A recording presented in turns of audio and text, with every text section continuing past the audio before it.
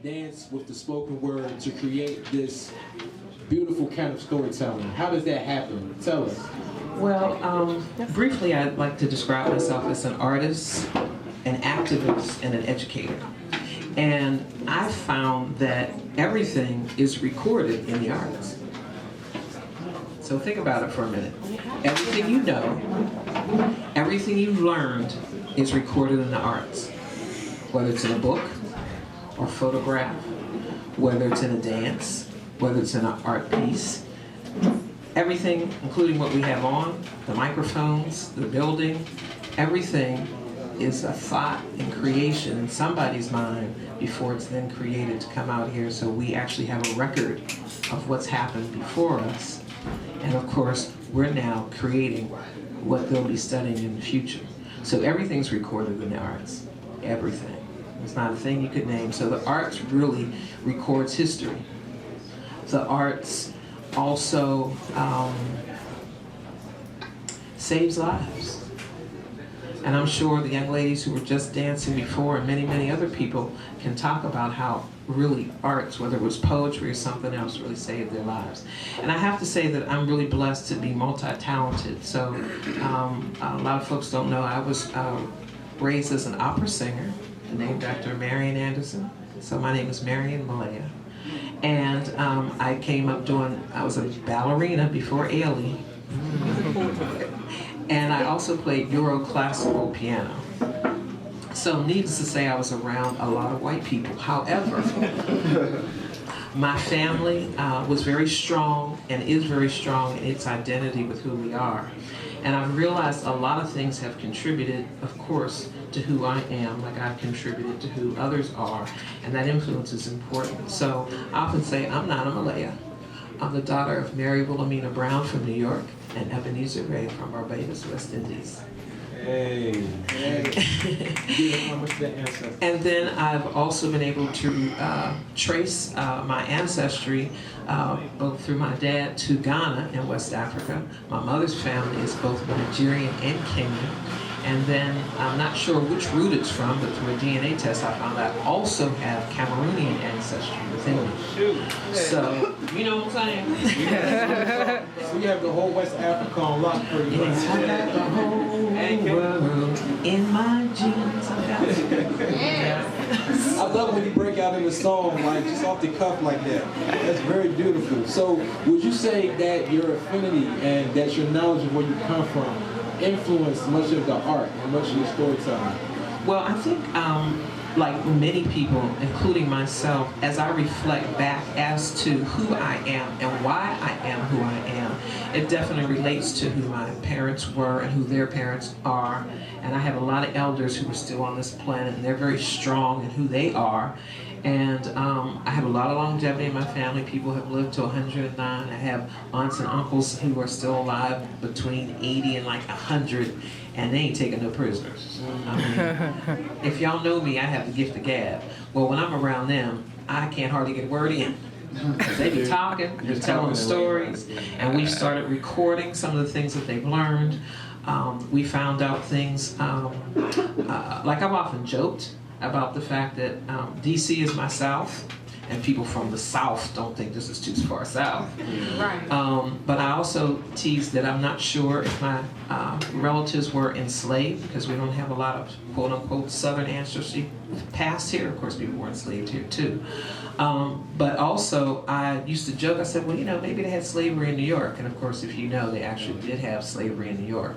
And one of the reasons for the name Wall Street is because they used to put up a wall, so that during the time of the enslavement period, they would bring folks off the boats, and other folks didn't want to see, you know, the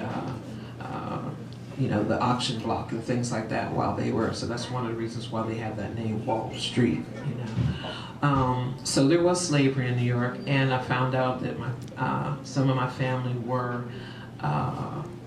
indentured servants. which basically means that, you know, they made an agreement to work and then eventually be free, but y'all know white men speak with forked tongues, so a whole lot of folks did not get that freedom, you know. My mother's side of the family is also Native American, and I think we all need to embrace all the stories in our families, because most of the time it's those stories that are accurate. That's how Alex Haley was able to trace his family. I know another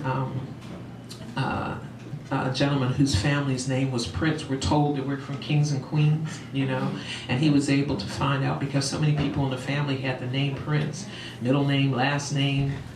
Even the girls had Prince or Princess, and they were able to trace their family back. And there's a film called Prince Among Slaves, which you all should definitely check out. And since we're at Sankofa Video and Books, you know, I love books, but I really enjoy films because it's multi-dimensional, and I like reading and creating visuals, but I also love seeing the visuals, and it resonates with me a lot more.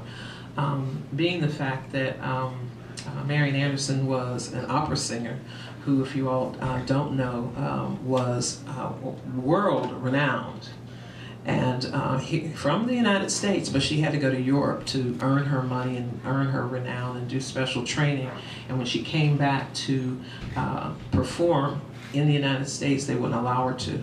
So she was supposed to sing at Constitution Hall. And Eleanor Roosevelt at the time was trying to make arrangements for her, but the Daughters of the American Revolution said, "You will not sing here." And so they made arrangements for her to sing on the steps of the Lincoln Memorial. And so instead of just for 4,000 people, she sang for about 400,000 people. Yeah, you know, and so what people might intend for your demise really works for your glory. And I'm very blessed to say that I've had the opportunity to sing with the National Symphony Orchestra at the Lincoln Memorial in her honor. And so those are very important things, because history is recorded in movement and song. So there's a book called Oh Freedom I want to mention, because since we're here on this historic day about Rosa Parks, I want to share, there's a book called Oh Freedom, and it's actually stories about the civil rights movement. And one of the reasons why this book was compiled was because so many people, and if you talk to younger people, they might know Rosa Parks' name, and they might know Dr. King's name. That might be the only black history they know, and that might be their only civil rights history. So my, one of the things that I like to do is, if I'm working with a group of folks, I used to work at a Tree of Life school, wonderful African-centered charter school, and with all the different ages that we had, I would actually have the students come into my room and give them information about certain African and African-American Caribbean heroes and sheroes. And so they would all, besides their name and learn their names and be proud of who they were, they also had to learn the name of an African or African-American hero or shero. So throughout the year, they would learn more and more information about that. So one of the ways in which this is all important, because again, so much of our history is recorded in the arts. So you're not going to go to a quote-unquote private school, and especially white, and higher income bracket, and they not have the arts. You're not going to go to one of their schools and it not be athletics. And of course, you know, there's going to be strong, you know, academics. So of course, the only reason why they eliminate them out of our schools is because they know that's where the development of the brain happens most profoundly, and also things are retained. And of course, that's how we record everything. Definitely. You know, so it's important that we keep those things going. So the book Oh Freedom, if you take a look on it, I'm on page 25. Okay. And I brought this is a Xerox copy for you to look at. Wow. And Rosa Parks actually wrote the foreword for this book. It was compiled here in DC, and it was, everyone, like for instance yourselves, were just asked to go out and ask your family about stories of the civil rights movement. And so whether your family was young or old at the time, whether they were white, black, or as my mom used to say, white, black, or grizzly gray, what color were they, you know? to give some feedback. And so these stories were compiled and put into this book, and Rosa Parks did the foreword. And we also, as a group, got a chance to meet her. So I've been blessed. I've had a chance to perform for Rosa Parks, for John Lewis, for Dorothy Height, for our current president, for even President Clinton. I wouldn't accept the invitation to perform for Bush. I just couldn't do it. I've performed for kings and queens in different areas, including Ghana, West Africa. So I've been very blessed. And I've toured with a lot of folks that you all know too, like Stevie Wonder and Phyllis Hyman. And, so I've done a lot of that kind of work also, besides developing groups here, like the Nubian Theater Company and other companies that would also make sure they provide that source of information through the arts. They call you a dancing diplomat, and I'm very glad that you touched on all of that you've done all around the world. Talk to me a little bit about your experiences in telling our stories through dance and spoken word in, say, places like Glasgow, Scotland,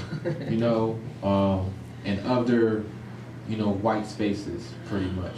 Well, one of the things that, irregardless of language, dance is the one thing that sometimes can more easily be communicated.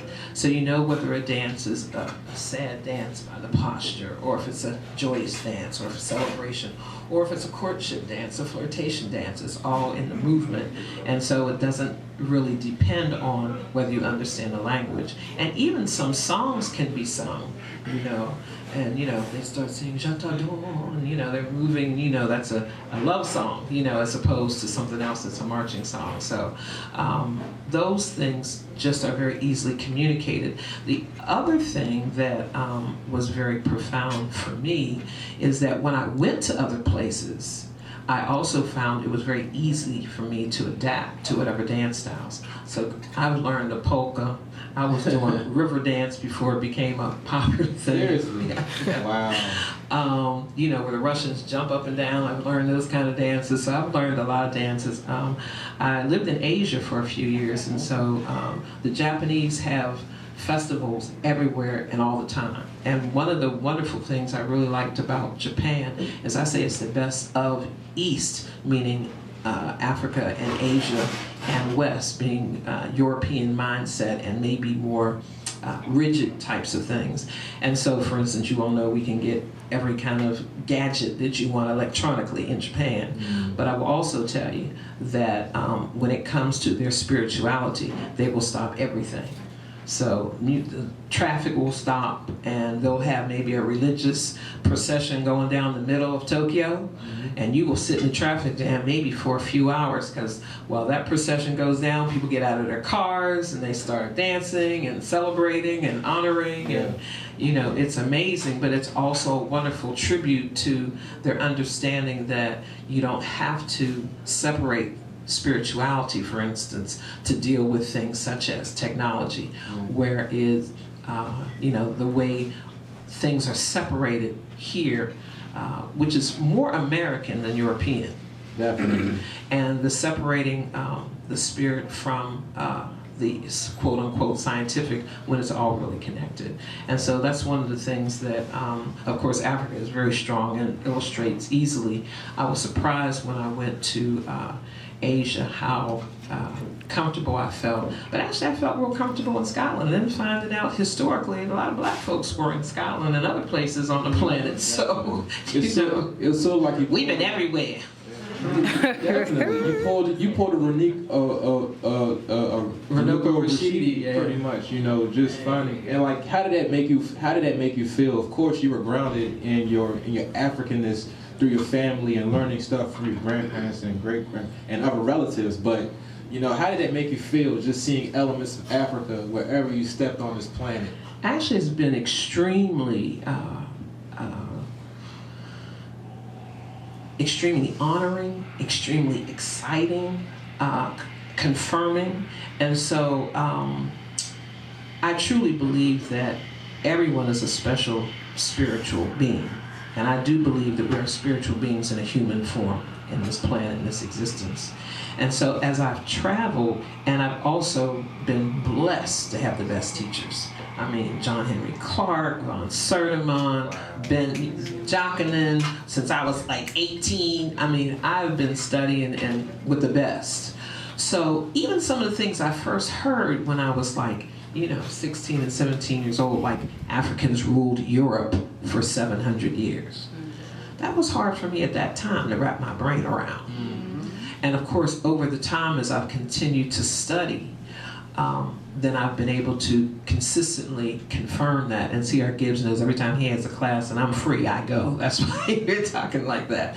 And I do a lot of work at Woodbridge Library as well. So those are things that are really key, important. And so what I've been able to do for me, I realized that part of my purpose here is to both record history, inspire and share that, and inspire other people to do the same. So when I've gone to those places, I can confirm for you that African people are all in Cuba, that African people are all, their influence is all in Scotland. And so some of the reasons why it's so easy for us to embrace other cultures is because Black is the combination of all things. And they say from the darkness comes the light. So we are the creation of everything. Listed out Middleton said, we were the first to write, the first to read. Humanity began with our black seed. For 110,000 years, we were here alone, and then others were born. So sharpen your eyes and tune your ears, so you know what you see, understand what you hear.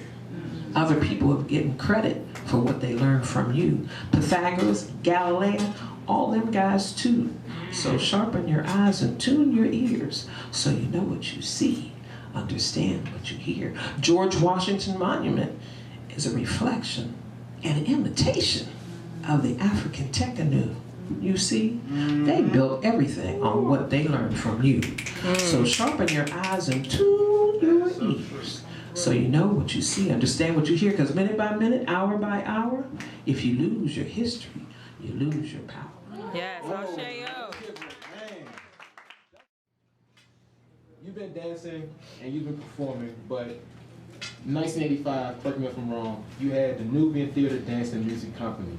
So talk to me more about that experience and just creating your own brand and going out for yourself and sort of self-determining in that sense. Just going out and about and really making your own moves. And I'm pretty sure we have a lot of young people out here who want to do the same for themselves in whatever industry they do. If you can just think back to that time and just walk us through what it took to really make a name for yourself in that regard. Well, one of the things, and that was one of the beginnings of me understanding, they say your assignment is not given, it's discovered. And so, even though truthfully for me, I always knew I was an artist. And when I was younger, they used to ask you, what did you want to be when you grow up? They ask every kid that. When you were little, what you want to be when you grow up? What you want to be when you grow up? They were always asking the question. Now for me, I had a drop-down list. I want to be a cowgirl, an astronaut, a lawyer, a doctor, a singer, a baton twirler. Literally, I had a long list. I'm serious. I had probably about 25 things. And every time somebody asked me, I gave them my list, I was a serious kid. Anyway, I had someone ask me, I was only about 5, and they said, okay, little girl, how are you going to be all those things in one lifetime? I'm blessed to know. I obviously was an old soul because I'm an analytical person. As a child, that was a major dilemma for me. I was like, I'm saying this stuff. How am I going to make this happen? Because I'm idealistic, but I'm very practical. And so I determined, it only took me a couple of years. And I decided, I know, I can be an actress. Because then I can be all those things in one lifetime. Woo! And that's actually how it's worked out. And for those of you that know August Wilson, who now is renowned in terms of his craft, we were friends. And I was in his first theater company. Then I was about 16 years old. Wow. And we only wanted to change the world. That's all. We just wanted who we were and what we were to be more realistically and more broadly represented. And so now his works are, wonderfully known. And we worked together all the way up until the time he passed. I would do a lot of his choreography. So if you've seen any of those movement scenes and dance scenes, I've contributed to a lot of those over the years. So I'm real proud of that. But what I'm more proud of is that we were young people with a vision. So I'm still out here. C.R. Gibbs is still out here. You all are out here, and in some ways just getting started. Well, we ain't going nowhere. We're here to support you, and just like we want you all to support us. So that's why I'm here to say, I'm with you, my brother. I want you to continue your work, continue to, be a person who sheds light on all of this misinformation that so often is put out here, because it's through the arts and through the healing and other things that we actually heal ourselves. Even if we're going and partying and having a good time, all that is healing. Having positive information is healing. Being reaffirmed as to, I call it natural knowing, those things that you might have thought and then later on, because my life has only gone to prove what I already knew. Like they used to say that, babies can't see, babies can't hear, baby can't.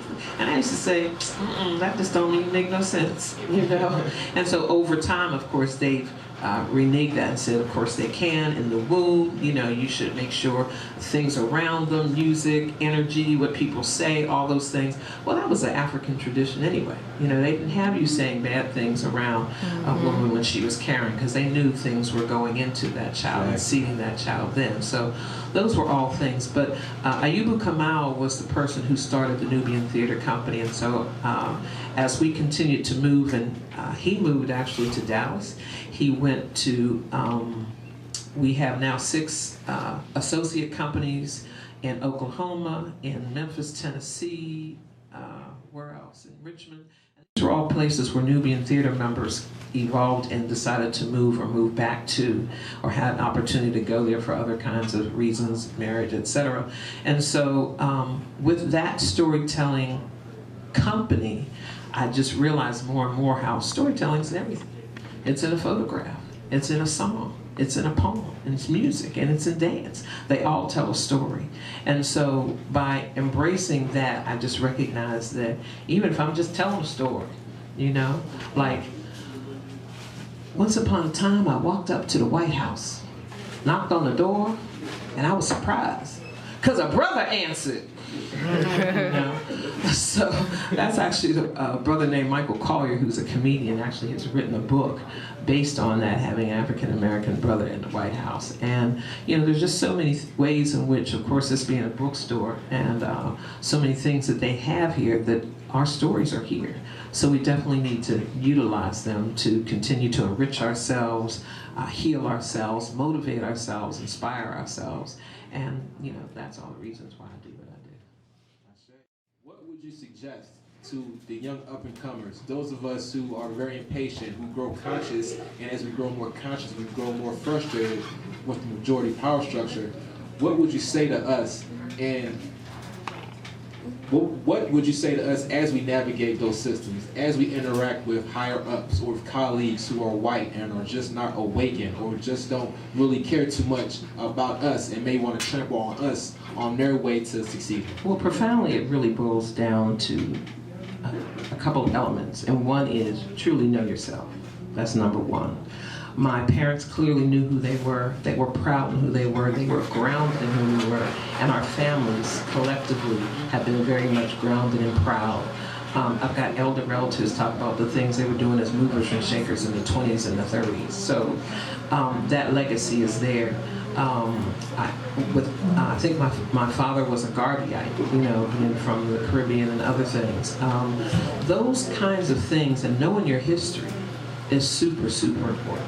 So anywhere that you can go, you can read, Seeing Hidden Colors, those 3 documentaries, and learning your history.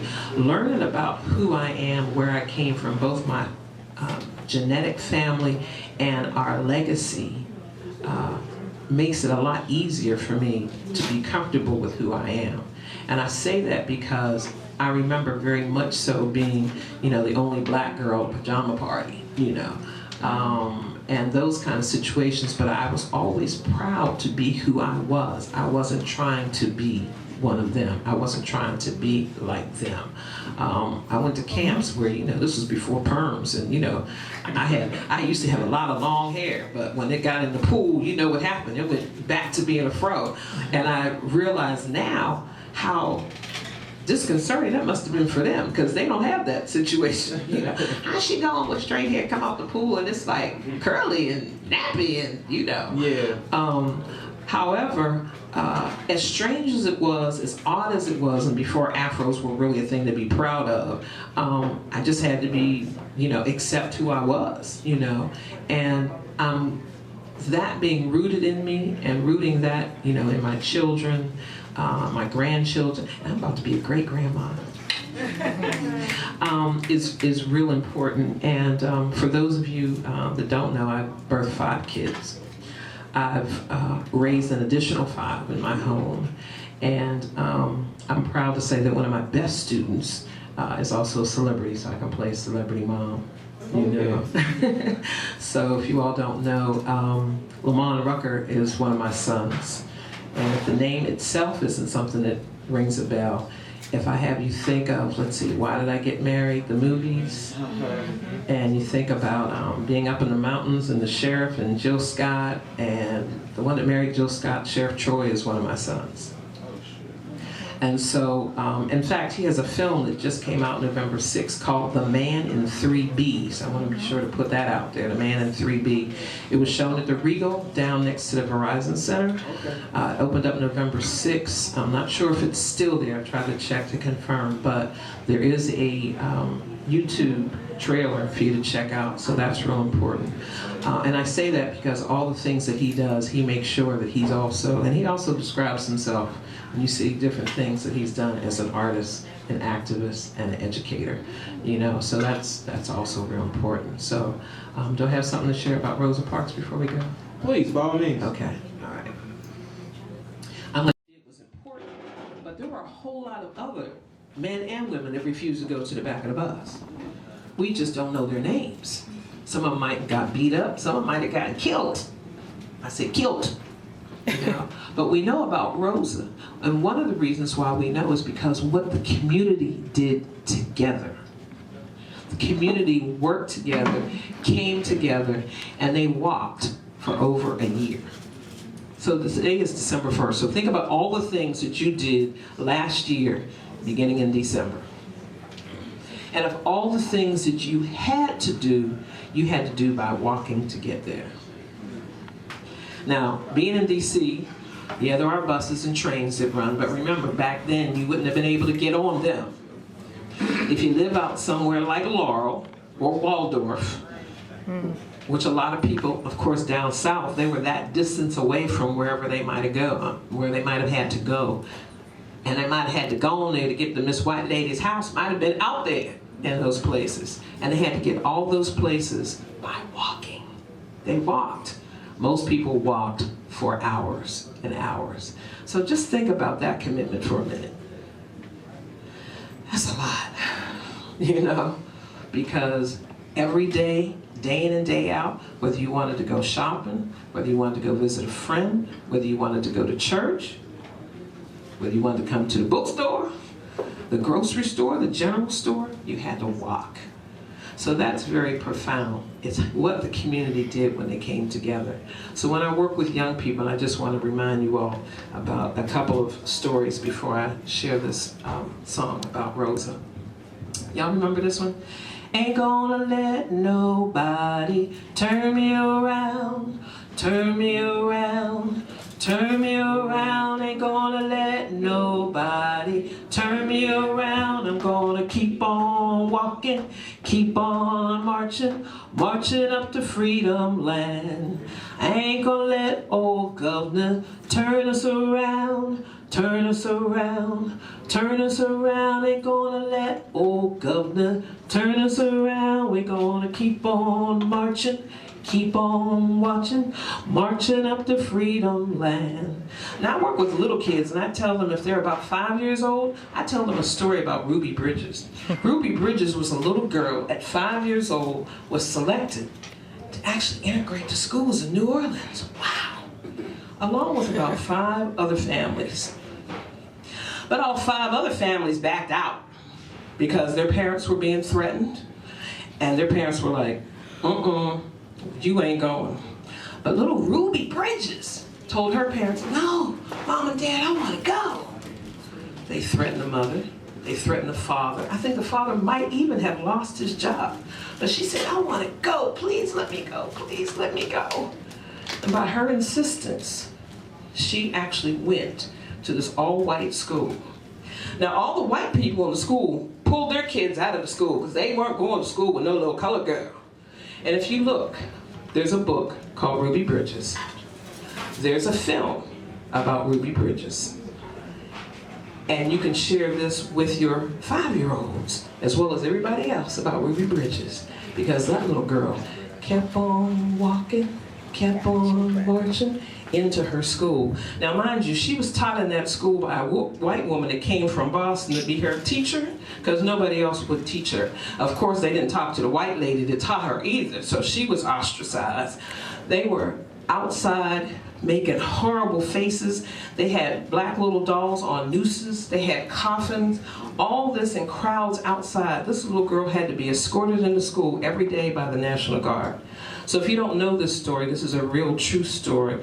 Look it up, research it, check it out. They terrorized this little girl, this little chocolate girl, all dressed up neat and nice. And she took her lunch to school. She was afraid to eat it because she thought they were going to poison her lunch. So these are some of the stories that I teach to the little kids so they can learn about what other people did. And one of the things little Ruby did is that she didn't think bad about any of them. She kept telling her parents that that's all right, Mom and Dad, because I pray for them every day when I walk through that crowd. So that's deep. That's a deep little girl. So Rosa was another one of those folks that, like a lot of people think she was a mild-mannered person. She was not. She might have been quiet, but she was revolutionary, obviously. So when she was, decided to sit down, the Neville brothers did this poem about her. So I need you all to say, Sister Rosa, Sister Rosa, your turn. Sister Rosa, Sister Rosa. Twice. Sister Rosa, Sister Rosa. Sister Rosa, Sister Rosa. Sister Rosa, Sister Rosa. Sister Rosa, Sister Rosa. Sister Rosa, Sister Rosa. Sister Rosa, Sister Rosa. December 1st, 1955, the freedom movement came alive. 'Cause of Sister Rosa, we don't ride on the back of the bus no more. Sister Rosa was tired one day after a hard day on her job. Sister Rosa was tired one day after a hard day on her job. The bus driver said, "You got to get up and let a white person have your seat." Sister Rosa said, "No, not no more. I'm going to stay here and rest my feet." Sister Rosa, Sister Rosa. Sister Rosa, Sister Rosa. Sister Rosa, Sister Rosa. Keep the Sister beat for me, somebody. Rosa, Sister Rosa. Sister Rosa, Sister Rosa. Sister Rosa, Sister Rosa. Sister Rosa, Sister Rosa. Sister Rosa, Sister Rosa. The police came without fail, took Sister Rosa off to jail. $14 was her fine. Dr. Martin Luther King knew it was our time. He gathered all the people to sit down and talk. They decided all God's children should walk until segregation was brought to its knees and we had freedom and equality. Sister Rosa, Sister Rosa. Sister Rosa, Sister. Who we talking about? Sister Rosa, Sister Rosa. Sister Rosa, Sister Rosa. Sister Rosa, Sister Rosa. Sister Rosa, Sister Rosa. Sister Rosa, Sister Rosa. Sister Rosa, Sister Rosa. Thank you, Sister Rosa. You are the spark that started the freedom movement. Thank you, Sister Rosa Parks. You are the spark that started the freedom movement. Thank you, Sister Rosa Parks. Thank you, Miss Rosa. Ashe. Give it up for December 1st, 1955. See, after that, you won't forget that date, right? December 1st, 1955, okay? Hopefully it'll be indulged in your DNA a little bit, you know? But, you know, there's so many people who were profound, like Harriet Tubman. Because Harriet Tubman, you know they say, I freed thousands. But I would have freed thousands more if only they had known they were slaves. Now how you gonna have a situation like this where they done beating you all the time and not taking care of you all the time and you don't realize you a slave? So I can imagine what y'all people have to deal with. You know, things are a little different, people got a little comfortable, but they forget they still being slaves.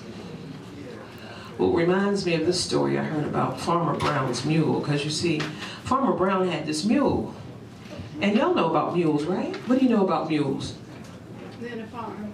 They're on a farm, absolutely. What do you know about mules? They're stubborn. Most people know they're stubborn. Anybody else know something about a mule? Most people don't know. They're loyal. Very loyal creatures. So you see, Farmer Brown had this mule, and he used to work that mule from can't see in the morning and work that mule till can't see at night. He would hitch him up to a plow and work that farm and work that farm and work that farm and work that farm from when? Can't see in the morning till when? Can't see at night. Mm-hmm. Well,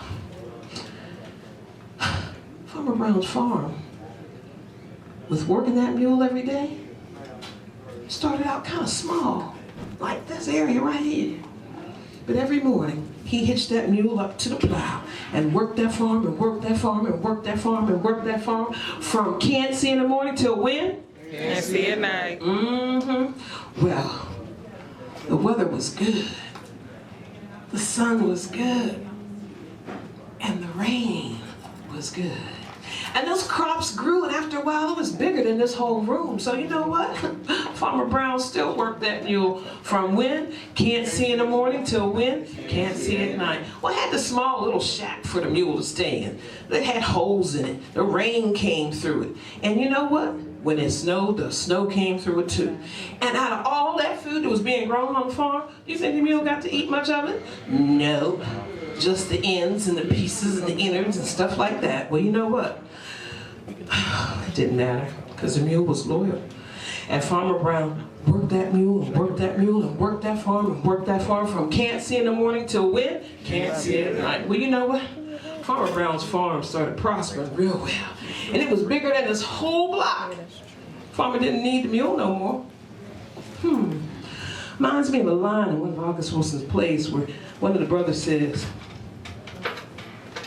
when y'all didn't have to pay us, y'all had a whole lot of work for us to do. Now y'all gotta pay us. It doesn't seem to be much work for us. And now, Farmer Brown didn't need that mule. He had seen a bright, shiny new tractor. The wheels were about this high. He was gonna get that tractor. So the next day he went out and he dug a real deep ditch. Y'all know what a ditch is, right? It's a hole. It's a hole so deep you can't jump over it. So deep you can't jump out of it. And the next morning, after he dug that deep, deep ditch, he took the mule, instead of hitching him up to the plow, he put a plank down in the hole and he led the mule down into the ditch. Of course, Farmer Brown climbed out, took the plank out, and Farmer Brown did what you knew he was going to do. He took that dirt, threw it in the hole, took that dirt, threw it in the hole, took that dirt, threw it in the hole. What did he do? Took that dirt, threw it in the hole, took that dirt, threw it in the hole, took that dirt. I know y'all don't want to help him, but help me out. What did he do? Took that dirt, threw it in the hole, took that dirt, threw it in the hole, took that dirt, threw it in the hole. One more time. Took that dirt, threw it in the hole, took that dirt, threw it in the hole, took that dirt, threw it in the hole, and the mule is in the hole. What you think is going through the mule's mind? What's going on here?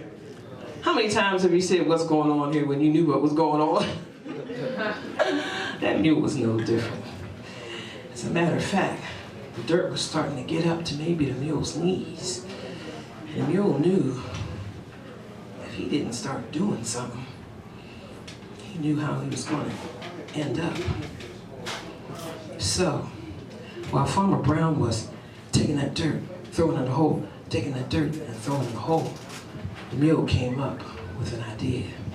He started to shake, shake, shake, shake the dirt off.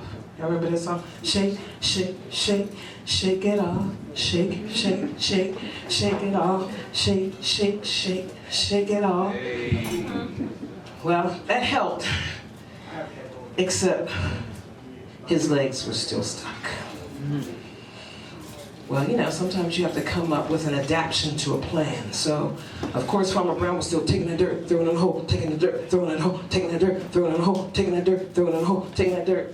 You're not helping me. Taking the dirt, throwing it in the hole, taking the dirt, throwing it in the hole, taking the dirt, throwing it in the hole, taking the dirt, throwing it in the hole. Whew. I know you didn't want to help me, but that's how most things happened. Even when we don't want to work against ourselves, oftentimes we're cajoled into that. Sometimes bribed into that.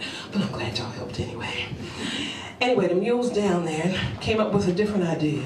So the mule started shaking it off, then stepped to the side, then packed it into the ground. Shook it off, stepped to the side, packed it to the ground. What did he do? Shook it off, stepped to the side, packed it to the ground. Use your shoulders. Shook it off, stepped to the side. Use your arms, packed it to the ground. Help me out. Shook it off. Helping the mule now. Stepped to the side, packed it to the ground. Come on, y'all. Shook it off, stepped to the side, packed it to the ground. I need a rhythm. Shook it off, stepped to the side, packed it to the ground. Let me hear you. Shook it off. Step to the side, packed it to the ground. Now, you know, they always think we partying, they have a good time. Sometimes we partying to save our life, you know what I'm saying? And that's what the mule was doing. Because Farmer Brown was still taking the dirt, throwing it in the hole, taking the dirt, throwing it in the hole, taking that dirt, throwing it. When he wanted to be done, he had brought himself some lemonade out there. So he grabbed it.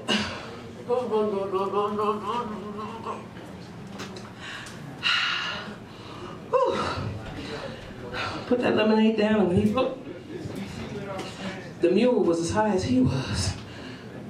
How could that be possible? He had just been working all this time, shoveling dirt and throwing in the hole, shoveling that dirt and throwing in the hole, and shoveling the dirt, throwing in the hole. Because you see, before this time, he had tried to give the mule away. Nobody would take the mule, and if they took the mule would escape and come back. But this time, the mule was almost as high as he was.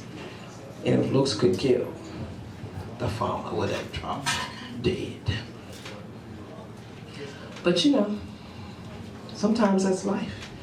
People throw dirt on you for how you wear your hair, how you don't wear your hair, for what you know, for what you don't know, where you live, where you don't live, it doesn't matter. Some people just want to throw dirt because that's just what they do.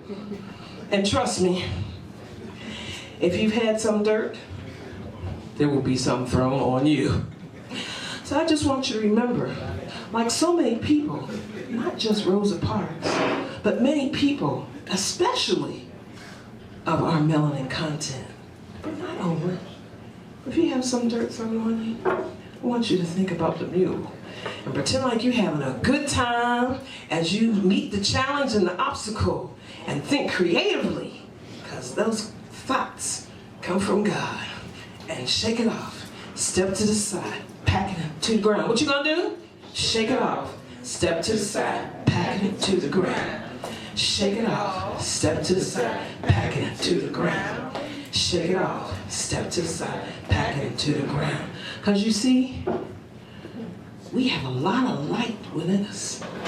And it's our light, not our darkness, that most frightens us. Who are we to be so wonderful, so fabulous, so marvelous? Hey, you are a child of God. And when you let your light shine, you got other people permission to be the same and do the same.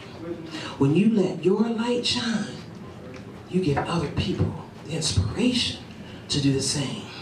So there's a phrase that also goes along with the story, which is, they tried to bury us, but they didn't know we were seeds. So, even though things seem to be put out there for your adversity, that when you embrace them and use that creative spirit, you will come out on top. And you can say, this little light of mine, I'm gonna let it shine well. This little light of mine, I'm gonna let it shine. This little light of mine, I'm gonna let it shine. Let it shine. Let it shine. Let it shine.